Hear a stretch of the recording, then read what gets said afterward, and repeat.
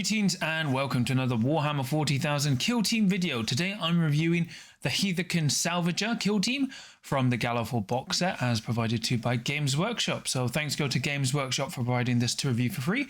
As always, I am to be honest, impartial and constructively critical. But let's get on with the review. But before we get started, please remember to like and subscribe as well as comment. Let me know what you thought of today's video and review. Do you like this kill team or not?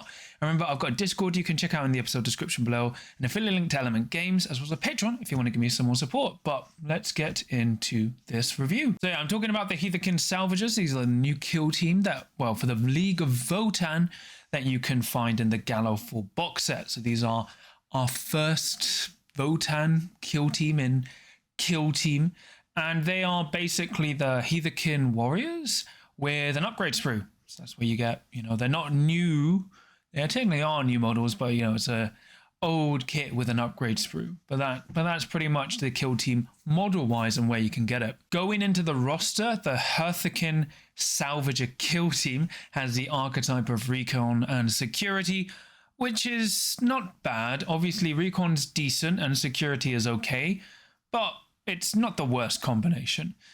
For operative wise, you have a Hearthkyn Thane, who can either have a gun or melee weapon. Interestingly, you can also have a plasma pistol and plasma weapon. I'll get to that later. And then also you get 9 Hearthkyn Salvager Operatives. So it's a 10 operative kill team. And you've got all the ones listed there. Notably, the gunner where you can take up to 3 gunners, and they can have a variety of weapons, but 1 per kill team. And then you've got all those operatives. Everyone with a star can either take a a bolter or ion blaster.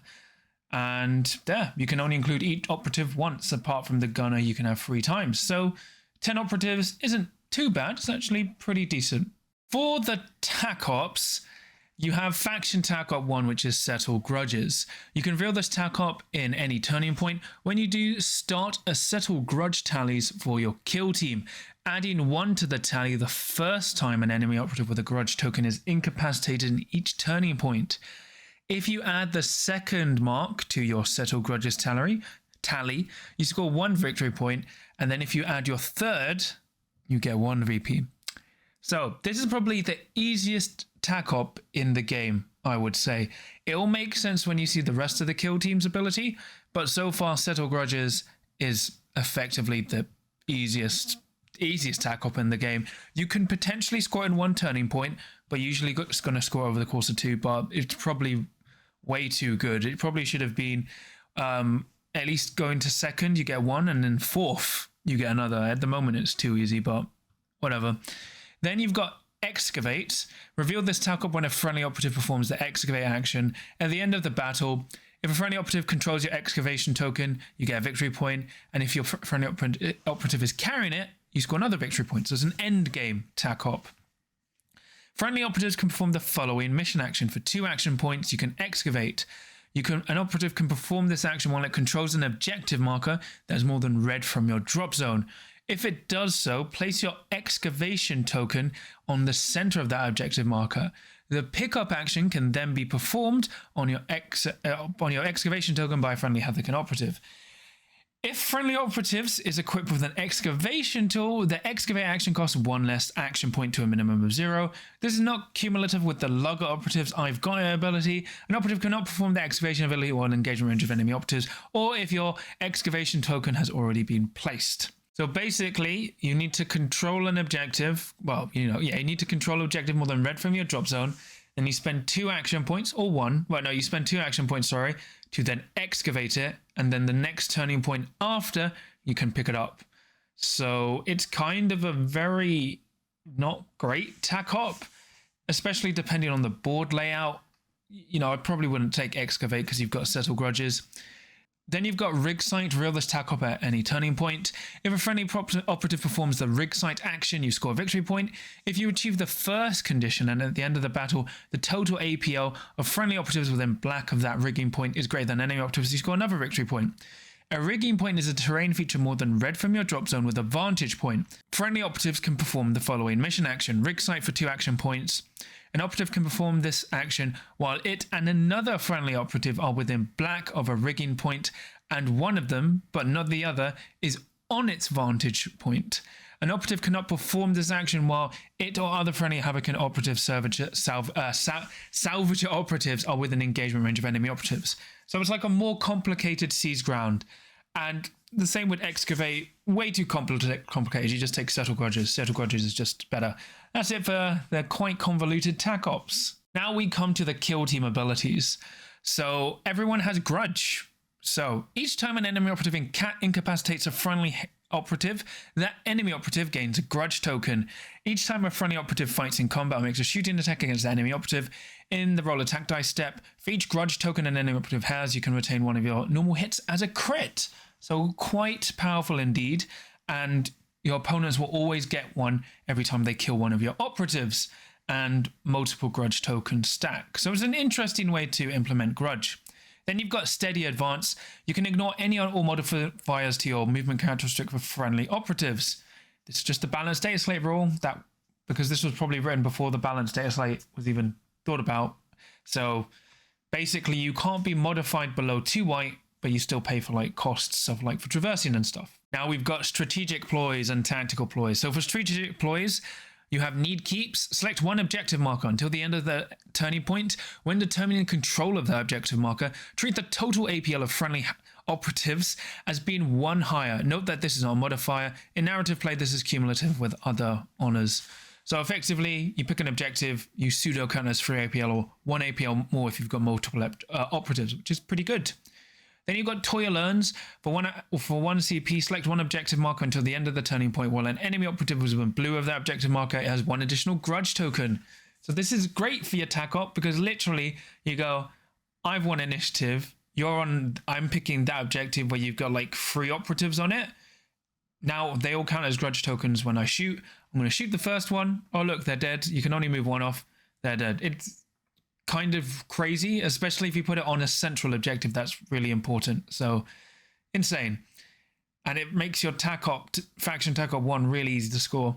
Then you've got wrought defense until the end of the turning point for 1 command point. Each time a shooting attack is made against a friendly operative in the roll defense dice step of that shooting attack, if you retain any crit saves, you can select one of your normal failed save to be retained as a normal hit.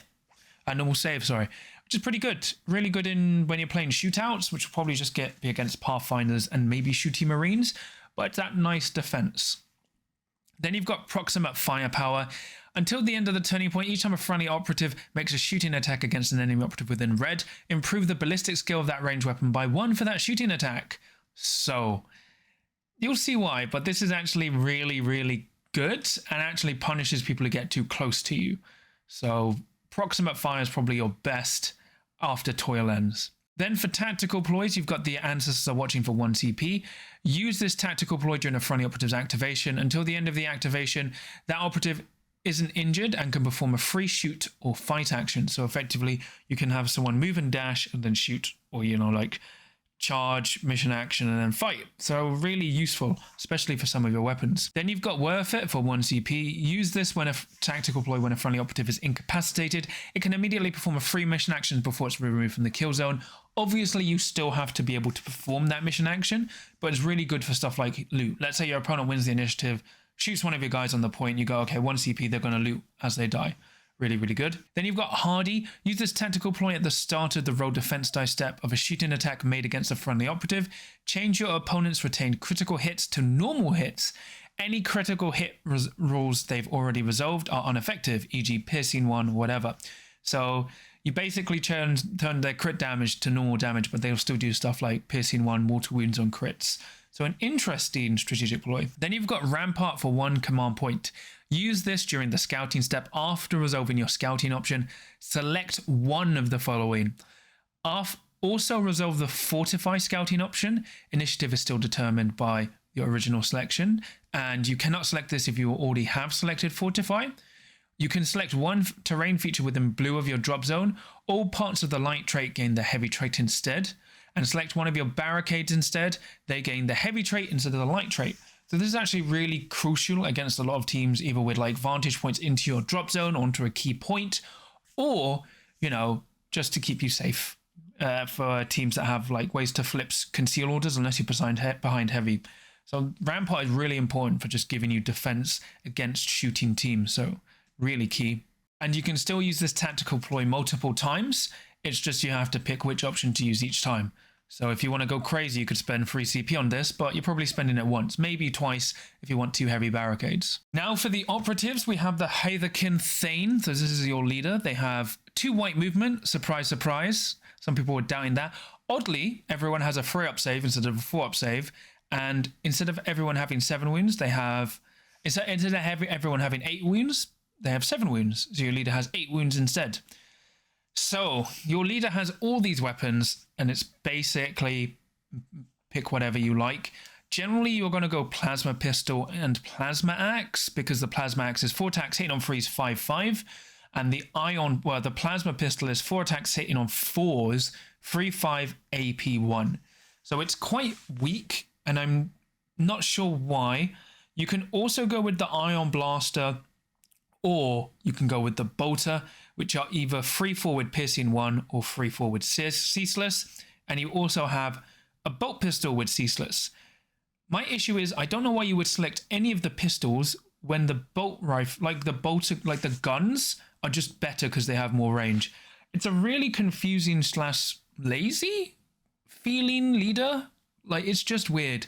The main reason you want your leader is for Eye of the Ancestors. So each time this operative is activated, you can select one enemy operative visible to it, and they gain a grudge token. So you just activate your leader, pick someone you see, they gain a grudge token.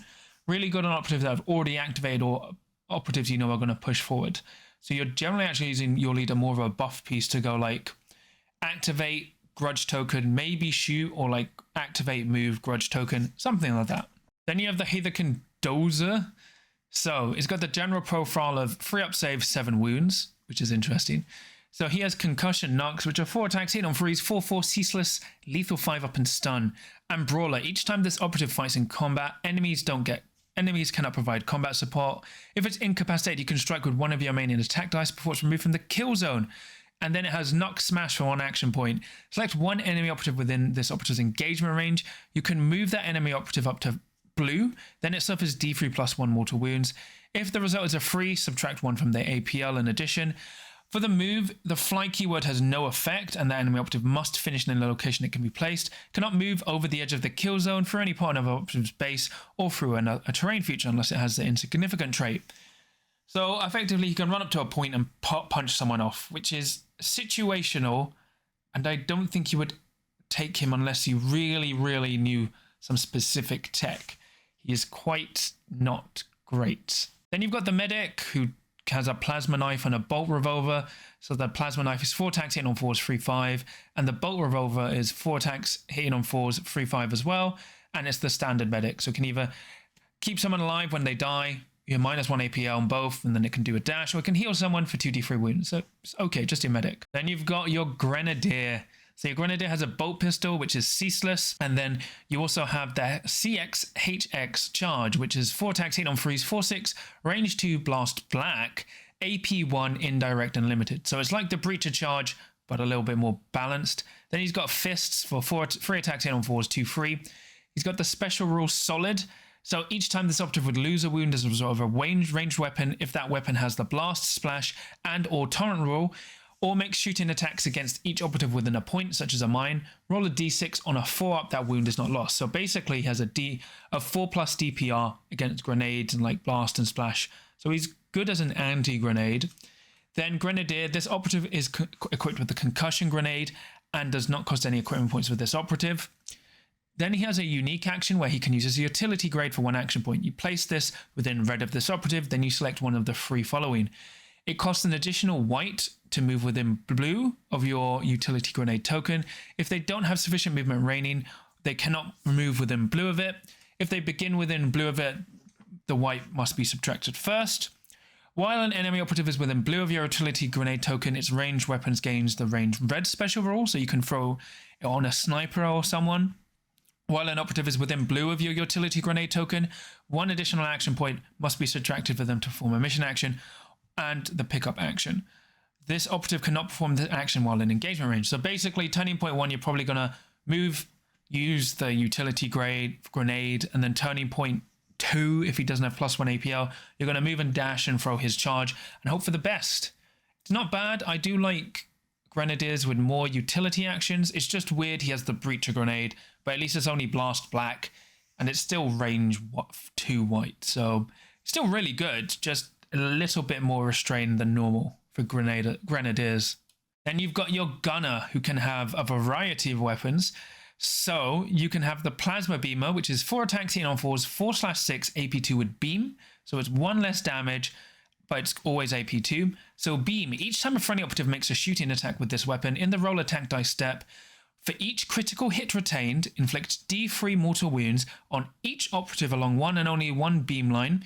An operative is along a beam line if a cover line can be drawn between it to its base that crosses the base of the original target but doesn't cross heavy terrain. So basically, if you've retained any crits, you pick one of the cover lines from the target to the firer. Any operatives that are crossing that from the target with no heavy terrain in the way take D3 mortal wounds for each crit. So if you have multiple crits, your plasma is kind of insane. But your plasma is great, so you're always taking a plasma. You have the high-las auto rifle, which is kind of like the bullpup gun. So 4 attacks, 8 on 4s, 3/4 with relentless and rending. So just a more reliable gun. Then you've got the new weapon, which is the high-las rotary cannon, which is 6 dice, 8 on 4s, 3/5 instead of 3/4 with ceaseless, fusillade, heavy, and scan. So scan is each time you make a shooting attack, enemy operatives are not obscured. So this is really good. Then you've got the then you've got the L7 missile launcher. So you select one of each profile to fire with. You've got Blast, which is 4 attacks, 8 on 4s, 3/5 with Blast White. And then you have Focused, which is 4 attacks, 8 on 4s, 5/6 AP1. Notably no heavy. So you can just run around and shoot this. So generally your first auto picks are going to be the Plasma Burner, Rotary Cannon, and Missile Launcher. Then you also have the Magna Rail Rifle, which is 4 attacks, 8 on 4s, 5/4, AP2, unwieldy with mortal wounds 3. So people are going to get confused by this. It doesn't have heavy. It just is unwieldy. So you can't overwatch with it. And if you shoot with it, it costs an extra AP to shoot. So if he's got 3 APL, you can move up somewhere and then shoot. But generally, because he's a short dwarf, it's going to cost you move and dash 1 turning point, and then you can shoot the next. So you generally take your Magnum Rifle against Marines and drop the Rotary Cannon. But really good weapons here. And the fact you can take 3 gunners means you're always taking 3 gunners.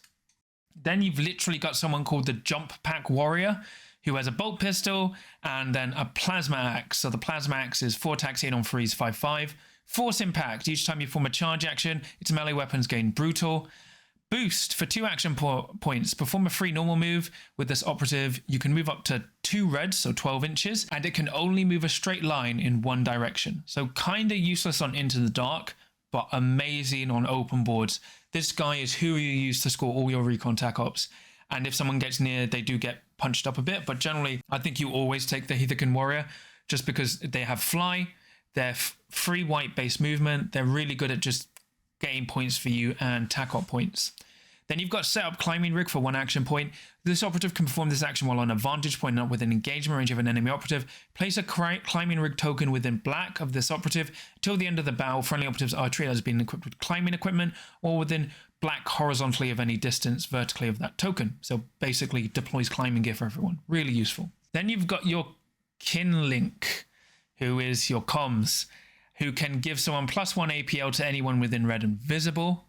And then you've got System Jam, which is select an enemy operative in this operative's line of sight that doesn't have a System Jam token. It gains System Jam. Until the end of the battle, while an operative has a System Jam token, it isn't eligible to be activated until all other operatives from its kill team have been activated. When that enemy operative is activated, remove its System Jam token. You cannot perform this while within engagement range of enemy operatives.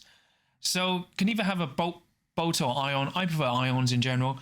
But basically, you give someone +1 APL, and then you just go like System Jam, or it's like your comms is basically going to be standing still, but it's going to be like literally +1 APL System Jam, +1 APL System Jam, and then turning point 3 and 4 is going to be moving comms.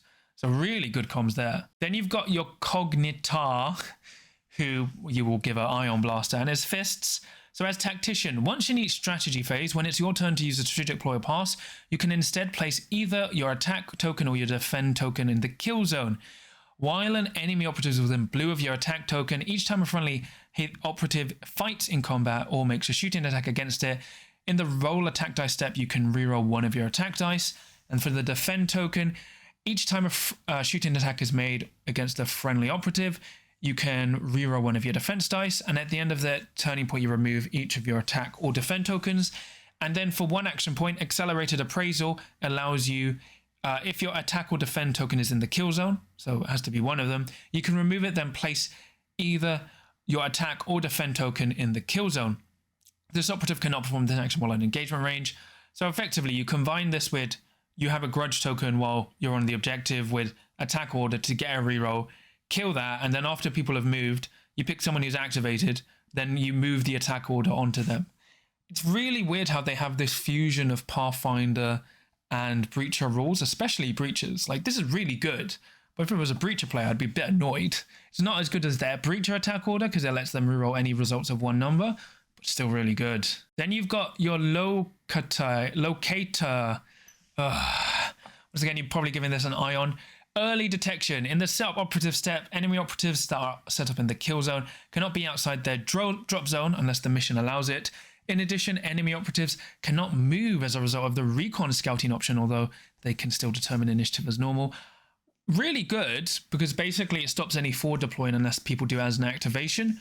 But I really hate this introduction of more mechanics that mess up with the scouting phase, because, you know, Exaction Squad have a CP to just ignore your scouting option, and now you always take this locator because he turns off your recon. So it's like, oh, you need recon to determine initiative or to break initiative.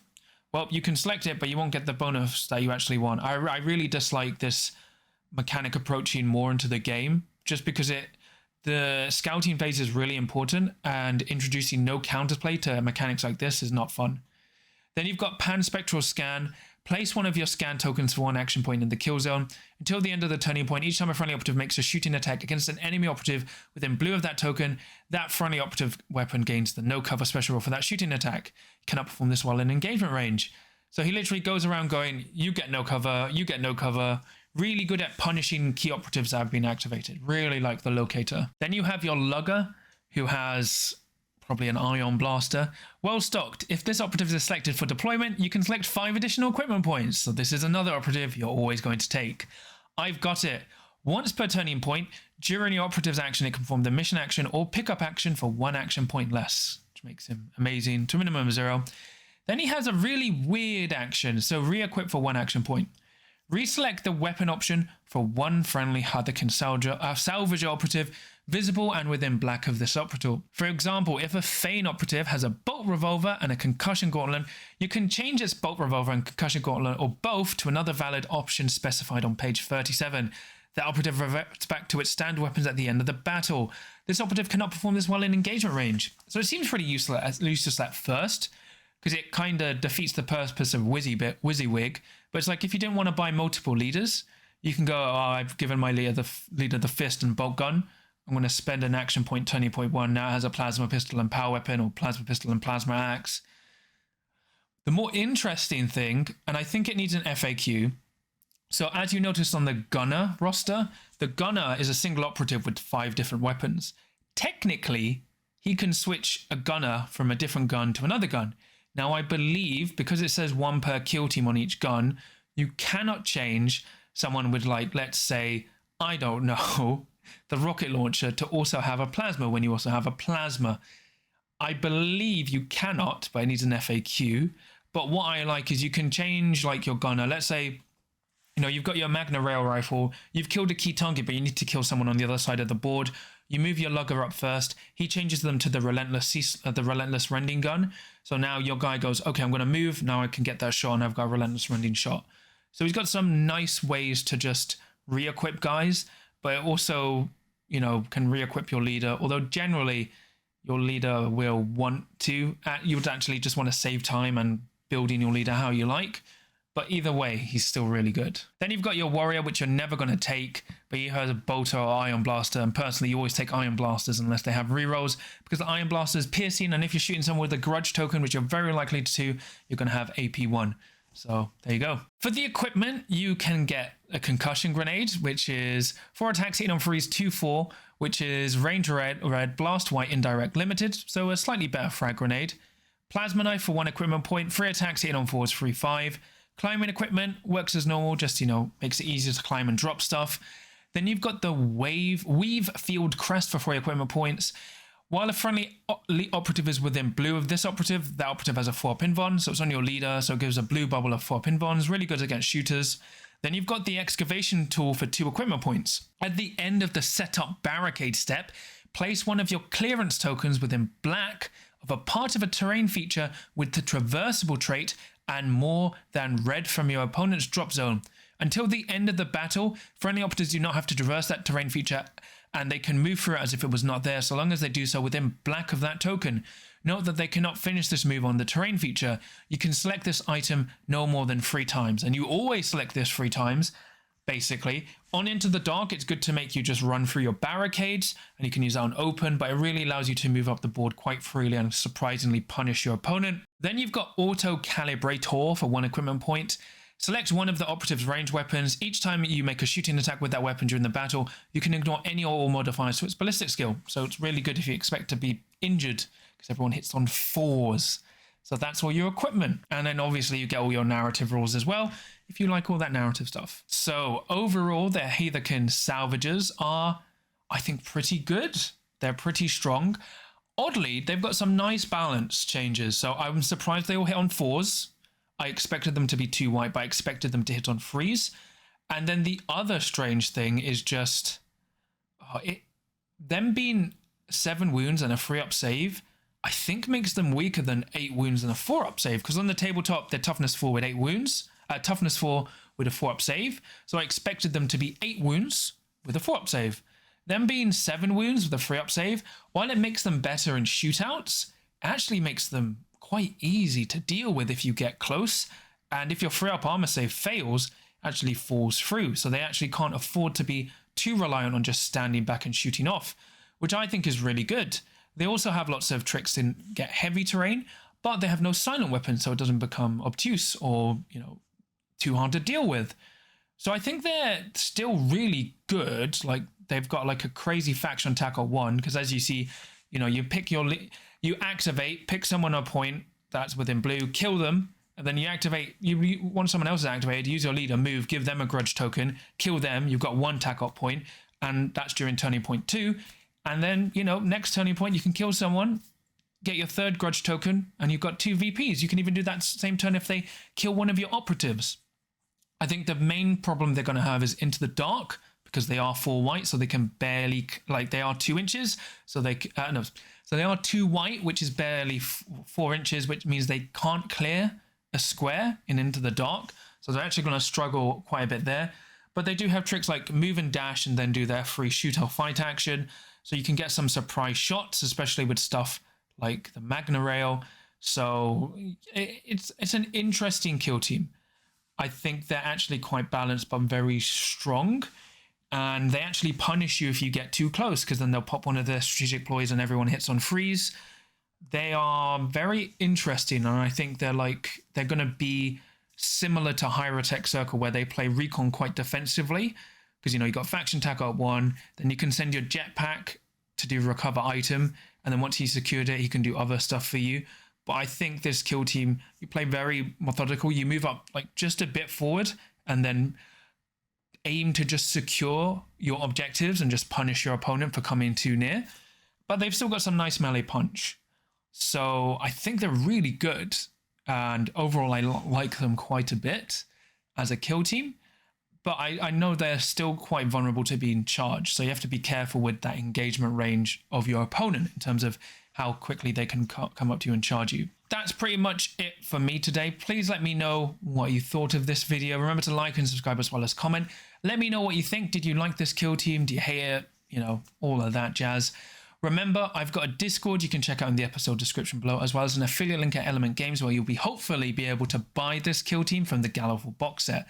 And I've also got a Patreon if you want to give me some more support. So I'll quickly shout out my patrons. So for my Adepts of the Crit, I have Tall Bardin, Sam, Robin, NinjaLee83, Nicholas, Nick, Kenzie, John Thomas, Eric, Captain Murder, Dad of Goldens, Average Joe 27, and Arthur. And then for my Veterans of the Crit, I have Samja. So thank you so much. Your support really means a lot to me and helps support the channel. But yeah, this is one of my many reviews. I will have Felgor's Ravagers out on the same day, as well as, what do you call it? The Gallowfall box. So it's fun. I actually I've built my full Votann kill team, so I'm in the midway of painting them, so we'll see how I get on with that. But I think this kill team's pretty interesting. I think much better on open, but we'll see how they do in Onto the Dark. But yeah, until next time, no matter how short you are, remember, there's always a chance for you to reach that top shelf as long as you can roll a crit.